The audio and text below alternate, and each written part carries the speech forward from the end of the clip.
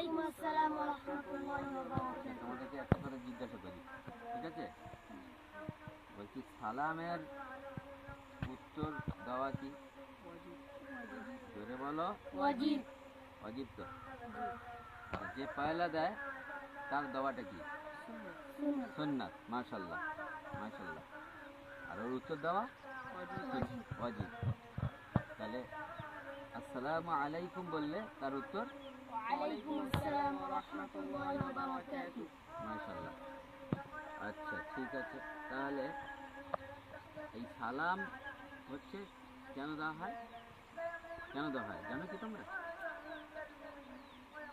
এই সালাম কেন দেওয়া হয়? সালামটা কেন দেওয়া হয়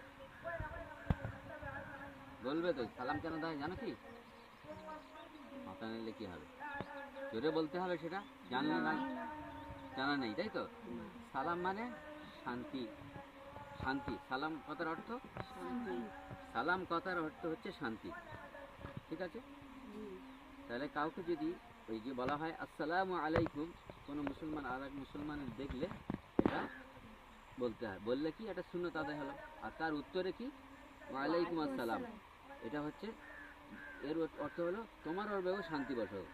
কেউ যদি প্রথমে সালাম দেয় তো আসসালামু আলাইকুম রহমতুল্লাহ, মানে আপনার ওরবে শান্তি বর্ষণ করুক আল্লাহ পাক, বা বর্ষণ হোক আর শান্তি বর্ষিত হোক। আর তার উত্তরে ওয়ালাইকুম আসসালাম, আপনার ওরবেও শান্তি বর্ষিত হোক। এটাই হচ্ছে এর অর্থ। সালাম মানে শান্তি, ঠিক আছে? মাশাআল্লাহ। আচ্ছা, আমাদের মাহাদুল কিতাব ওয়া সুন্নাহের এখন ওদিকে তো ভিতরে প্রতিদিনের ন্যায় আজকেরও তারাবির প্রস্তুতি পর্ব আসরের পর থেকে মাগরিব পর্যন্ত চলে, এবং আসরের পরে মাগরিবের আগে যে দোয়া হয়, দোয়ার মজলিস হয়, দোয়ার আগে পর্যন্ত এটা চলে। সবাই মিলে শোনে, তাই তো? তোমরাও শোনো তো? ধ্যান দিয়ে শোনো তো? হ্যাঁ, কোরআন ধ্যান দিয়ে শোনা অনিবার্য।